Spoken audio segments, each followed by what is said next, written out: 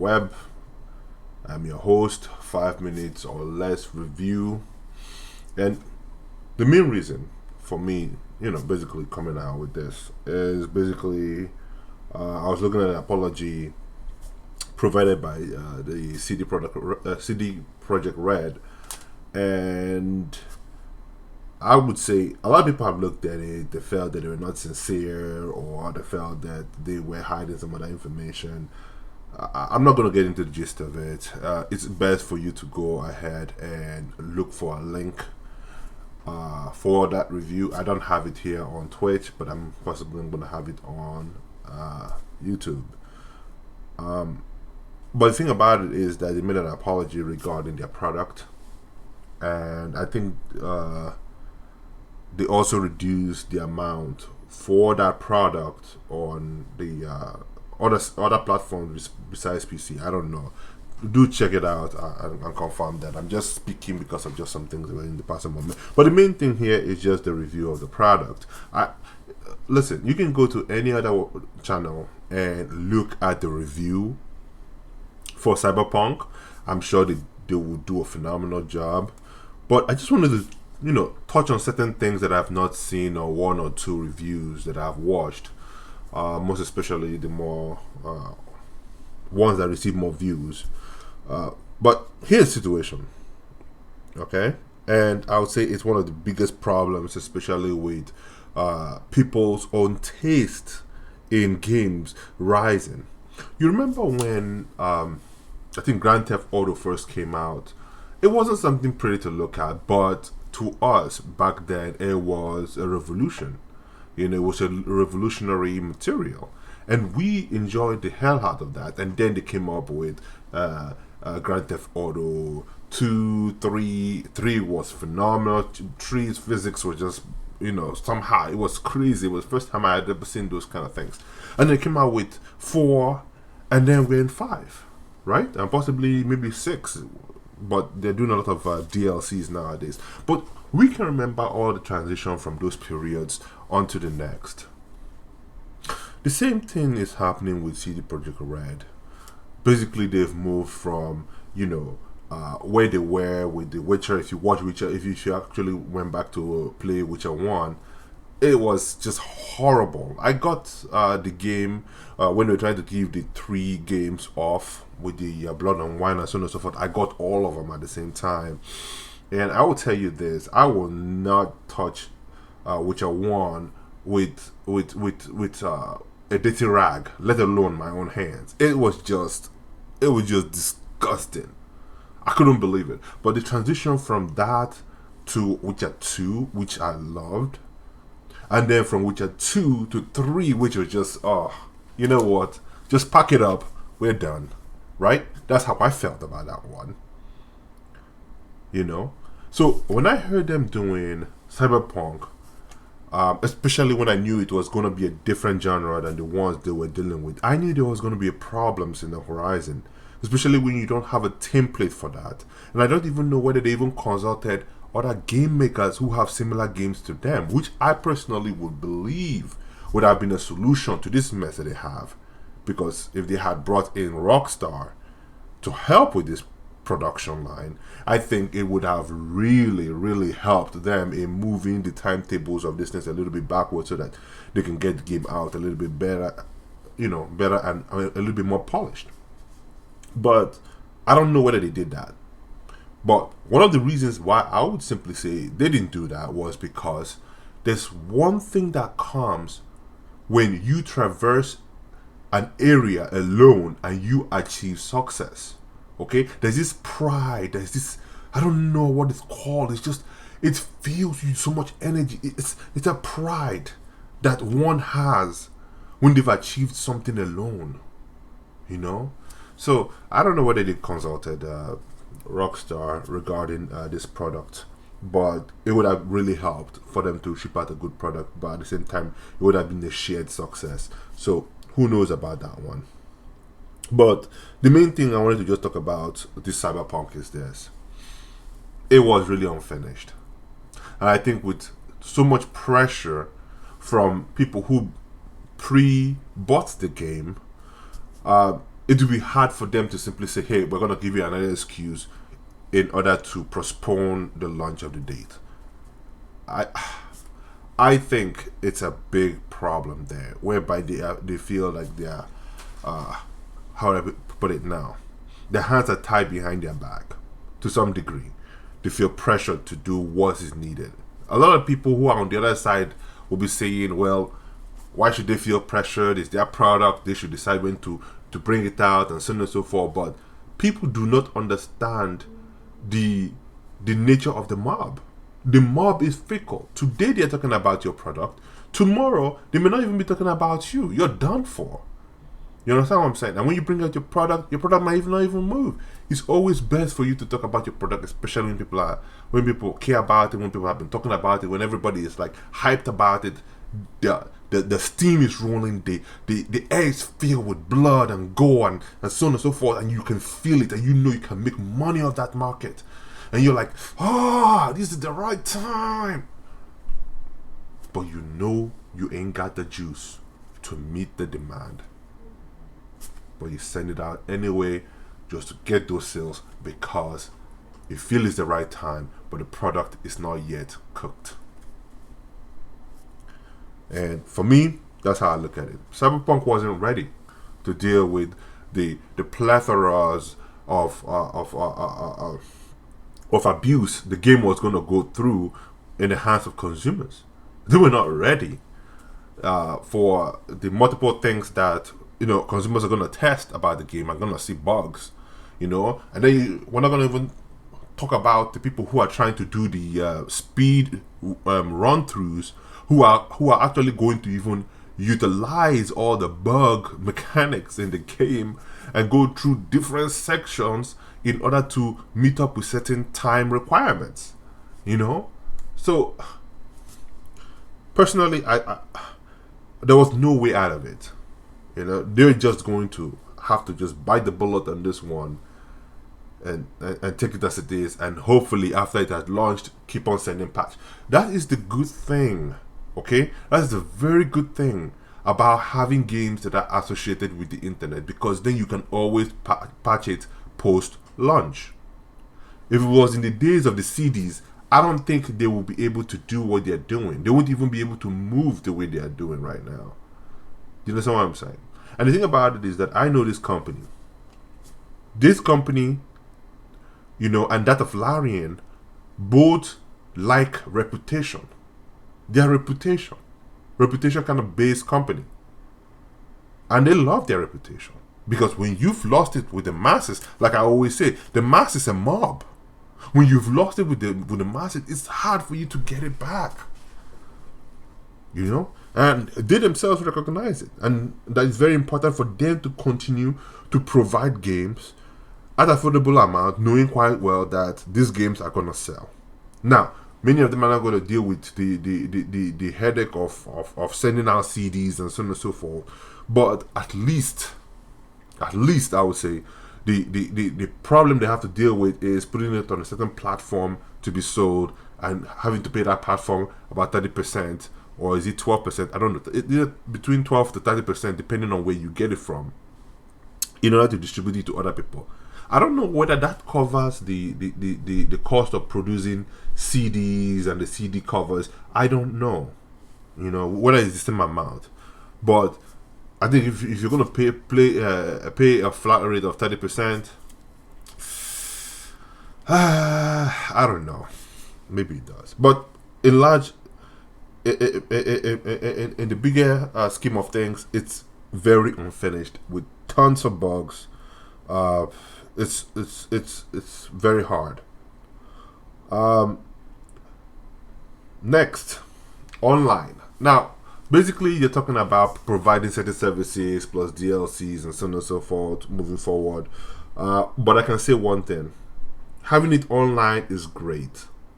Okay, it gives them opportunity to do so many things, and also giving the DLCs for free, which is supposed to be part of the game. I'm looking at the DLCs like this, okay, guys? DLCs were supposed to be part of the game. It was part of the game. However, they were not able to finish it.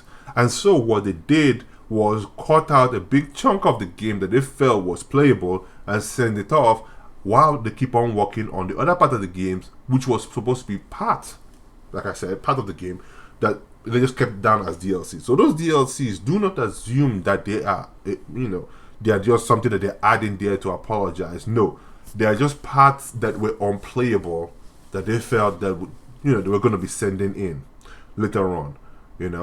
So it's just all part of the package. In my personal opinion, it's just all part of the package, and also it's a way to also say I apologize. Now, does it mean that Cyberpunk as it is doesn't have a lot of content? It has so much content.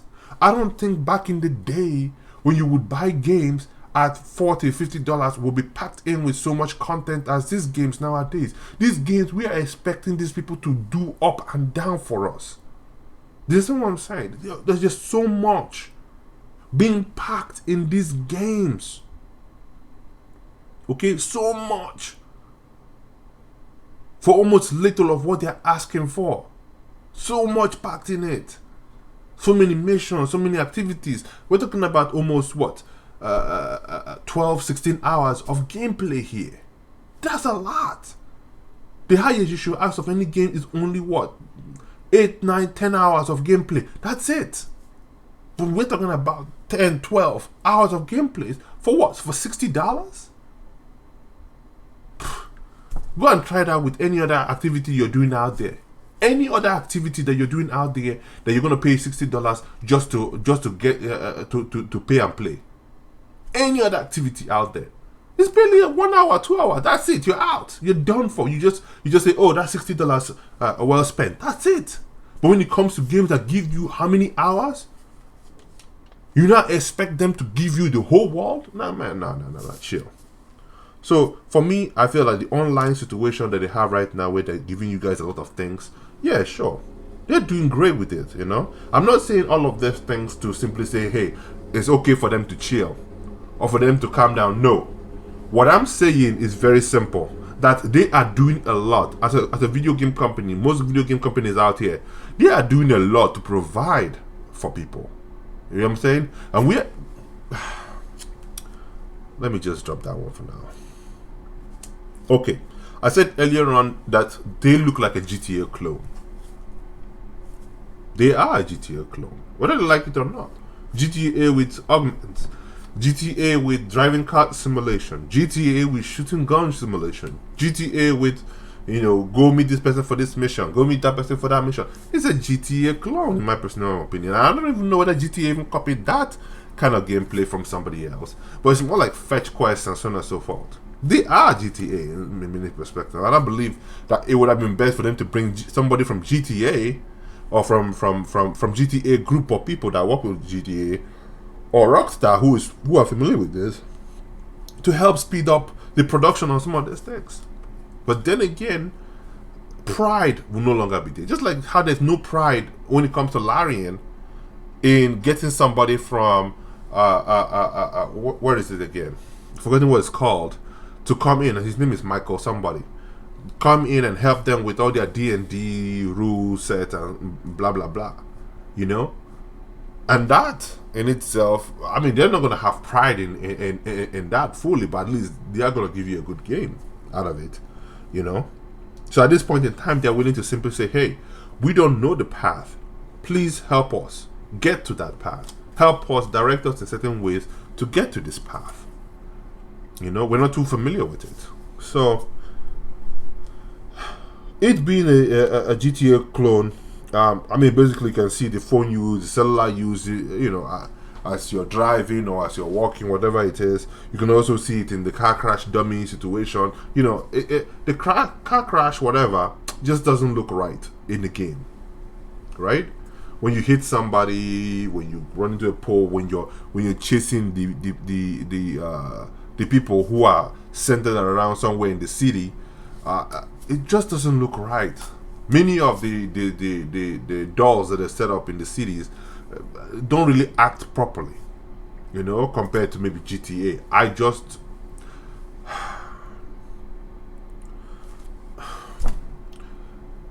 It's just something else.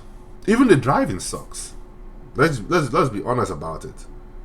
And GTA perfected that, especially with them owning. I think they have Midnight Club. It was Rockstar that made Midnight Club. So I'm thinking that from Midnight Club they were able to even incorporate that kind of gameplay, that kind of car movement into the GTA. Because I noticed that after Midnight Club, GTA driving got a little bit better. Because in GTA 3, it was not it. There were only at least 2 cars that I normally use for heists. The rest is just I just want to just mess around in the city, But with GTA, after the Midnight Club came out, the cars in GTA 4 and GTA 5 became far more drivable, and you could use it for so many things. Other cars were not like that. So let's be real with ourselves here. But looking at the whole thing in general, I'll tell you one thing, guys. What CD Projekt Red was supposed to do with this situation, especially with COVID hanging in the loom somewhere, and was basically has been hogging all the attention. What they should have done was do exactly what Larian did, which is to release the game in certain installments. That means you work on one part of the installment very well, work on the next part of the installment very well, and then to the next one until you release the whole game. So people who are paying $60 don't get to enjoy everything at the same thing, but you're also doing them a favor. It means you can always come back and replay the game from start to finish without all the bugs. If you release it in small increments, it can actually help. But then I was listening to the interview in which they said it was a city folded within its own self, which makes it even harder to release in that fashion. The theory was right? It sounded right in their head when they were creating the theory, but in practicality, in order to deal with certain demands of the market, they were not able to get there. So I don't know how they would have done it with breaking the game into chunks and releasing it out little by little so that people can play test it and so on and so forth. Or listen to what I would have said. It would have helped if they had released the game earlier on in chunks to those people who were backers or who were people who had already paid for the game, to say, hey, listen, we want you to get a hold of the game so you'll be able to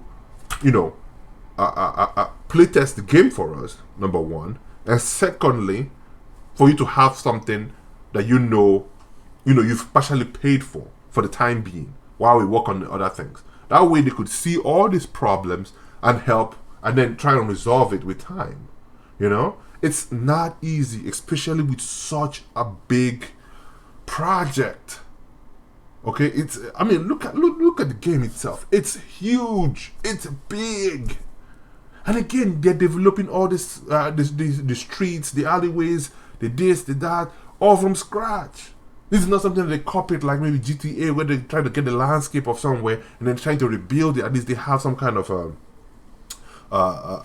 model they are copying off of. They're currently developing a city out of, I don't know, nothing. Building the whole city. So it's not easy. I'm sure they're gonna be taking things from other places. I'm sure of it, but it's not easy when you're building something from scratch.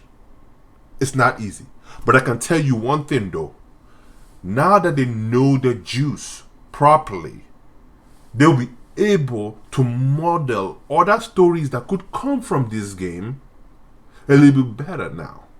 They can tell you, hey, this activity is happening here, this activity is happening in this city, this activity is happening here. Or they could even add in more cities to Cyberpunk with a new protagonist now in a new part of the city that may be joined to Night City.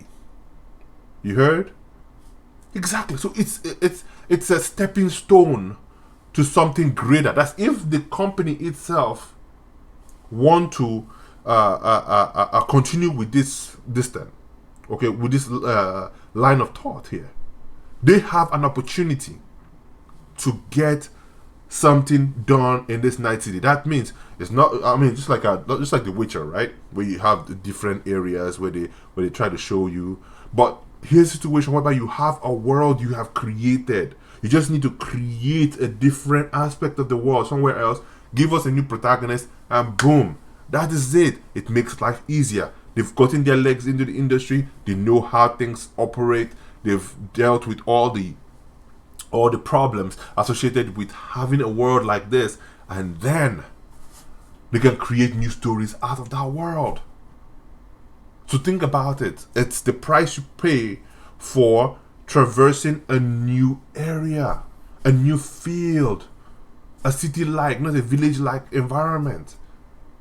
So let's try to give them an opportunity here, guys. Like I said earlier on, they're a reputation-based company. They understand what reputation looks like, and they're willing to go all out to make sure that their reputation is maintained. They're also willing to accept responsibility, which in today's world is lacking from so many people. People don't show true leadership here, where the leaders are simply saying, hey, listen, I am the one at fault. It is not the people who walked under me, but the buck stops at me. They are willing to say that and do everything that they can to achieve that. Let's give them the benefit of the doubt here, people. I'm not saying, we shouldn't question them. I'm not saying that. I'm simply saying give them the benefit of the doubt. Okay? People are going to mess up sometimes. But let's look at their track record over the years, people. This is what they've been about. Okay? This is what they've been about. If they fail us anywhere, then hey, the track record told us wrong. But let me put it like this for you. If you look at everybody's track record, everybody who's disappointed you, everybody who's made you feel happy about yourself, if you look at their track record, you would have seen their behavior before their behavior affected your life. You would have seen their behavior or possibility of their behavior in the future before it happens, because you already know they have a track record of behaving in that manner. So guys, give them an opportunity here. I think it's the best situation we could have ever asked for right now, that at least they've admitted to their own mistakes. They've seen the light. They're willing to step in front of this and provide solutions to it. And let's just put it like this, they have something special here. Like I always say, it's a diamond in the rough, okay, until it's properly cut. And I think this period right now, since they've created this diamond, I think it's time for us to start slicing through it, and possibly we might see that shiny diamond. Okay, all right, guys, it's been a while. Strong love. Take it easy, okay? You stay safe out there. Make sure keep your mask on and keep it healthy. All right, people, take it easy. Bye.